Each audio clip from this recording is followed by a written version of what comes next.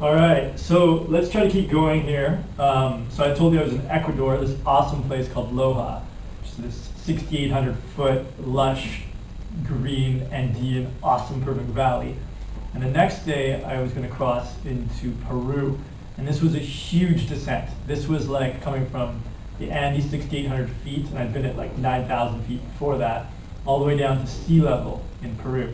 And there's this little town called Paita, and I remember way before I even left for this trip, so we're talking like probably May of 2013 maybe, or something like that. I was in a class, senior secondary school, and it was lunch hour in between classes, teaching. And I opened up an encyclopedia and I looked to see, in terms of areas of the world that receive the least amount of rain, least amount of precipitation, have the least amount of variation season to season in terms of temperature, and are closest to the ocean, because that would moderate the difference in temperature between night and day. Basically, if I had to go somewhere and live in a tent and not die, not get rained on, not freeze to death. And yeah, so I was just sort of like looking at what is that place. And that place, essentially, probably in Asia, in the Middle East, you can probably find places, but in the Americas would be the north of Peru, right on the beach there. It's completely desert. There's like no rain. It's right on the ocean. Temperatures are in the high 20s all of the time, every day. So I was like, oh, that's a cool place. So I Googled it, and I found this funny picture of Paita, which is this little shithole town, but it's got a moon, and I was like, oh, that place looks interesting. So my mind had started to sort of like cultivate that there. So I sort of skipped another town, Piura. It was closer and bigger, and went to Paita. And yeah, it was funny, man. It's like the most like third world vibe of any place I went to on the trip. It's like total flat desert, right on the ocean, but on where all the houses are, you can't really see the ocean, and just like shacks. And in the desert there's garbage strewn everywhere, so totally like ghetto. But I don't know, it was a cool place to go to. There was like these kabuki cab kind of things where like motorbikes hooked up to things, like a little trailer where they carry people around. So I have some video of that. Yeah, it's just a really like interesting place. And I have some clips on the beach as well. But from there, I kept going south to a place called Chiclayo.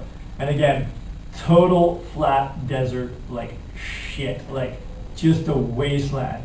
Garbage everywhere. I have some film of like little village huts that are kind of all on the side of the highway there. But desert without hills, just like flat trash desert. So I have some video of that. Getting to Chiclayo, it's a little cleaner than Paita. I have a video from the center of town, a very short one. Much more, it's a way bigger city than Paita, so it's like, I don't know, developed, there's houses, there's buildings, it feels like a little bit less third world, but still the kabuki carts you can see in the video there.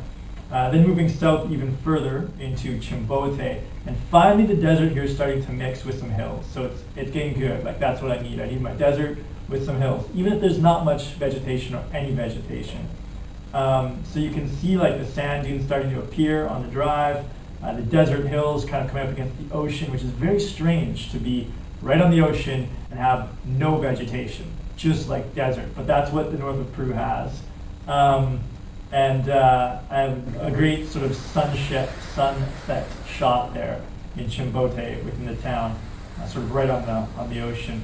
And the other thing, by this point, my stomach was destroyed. Like, I could still drive, still walk around, try to eat food, but like, yeah, my stomach was not good by this point. So I knew I kind of had to get some medical attention before going up to the high Andes in Peru, which is the main attraction for me in Peru, other than Paita, which is this oddity in my mind. So I knew I had to get that fixed. So the next town I went to was Lima, which is not a town at all. It's a massive, massive city. And you come up off of the ocean level to about 5,000 feet when you're in Lima, but still desert. On the way you can see how, as you come up a bit, you have these massive drops to the ocean. Like, it's not sort of like hills beside the ocean anymore. It's like mountains of desert coming right down to the ocean. So that was sort of interesting. But Lima is a big city. I have a very short clip, it's sort of almost like a favela hillside there. But I wasn't too interested in the big city of Lima, so I just continued on my way. And I went down to a place called Ica, which is lower, like 1,500 feet from 5,000 in Lima. But on the way you can see like the beach kind of coming in with the ocean and the desert. There's some little resort type places there, people using the beach. Amazing sand dunes in Ica. And I kind of lucked out, like my hotel was pushed right up against some sand dunes. So I have some video of me like leaving the hotel, going up to the sand dunes. Awesome. I like love sand dunes, like my favorite thing. And on the way to Ica, there was a crazy sandstorm as well, which I think I have some video of. But yeah, in Ica, there's a place called the Huacachina Oasis, which is this like total touristy location with a sand dune. I didn't go there, I just went to the ones by my hotel. But yeah, so I stayed in Ica there, and then I knew I had to get my stomach fixed because it was really bad. So the next city I went to in Nazca, I got my stomach looked at. I stayed in Nazca for like 3 nights to try to let my stomach recover before going up to the high Andes of Cusco and the Sacred Valley.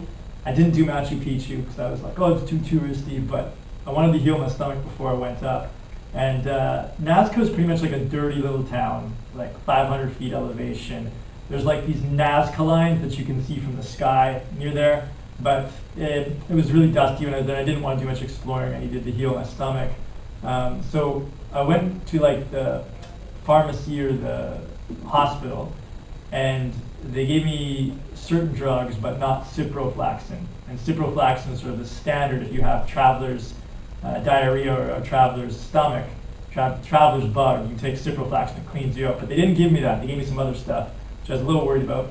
And they also like gave me a shot in the ass. So like it's totally like third world mode. So it's like I wasn't in a building. I was like in an open pharmacy, open to the street, and like had to like bend over, and like this woman like put this needle in my ass. I was like, okay, whatever. So I remember my leg was numb, and I was like a little bit like, hopefully this works. But yeah, I stayed in Nazca for a bit. Stomach got a little bit better, and I guess sort of like chilling out there for the 3 days gave me some time to envision my future plans. And it's interesting, by that point, I have an email I sent to my family, and I pretty much had the whole plan mapped out in my head, all the way to Buenos Aires, teaching English and everything. So it's interesting there in Nazca. So the next stage was to go up into the mountains after my stomach had recovered a bit, and we'll get there right now.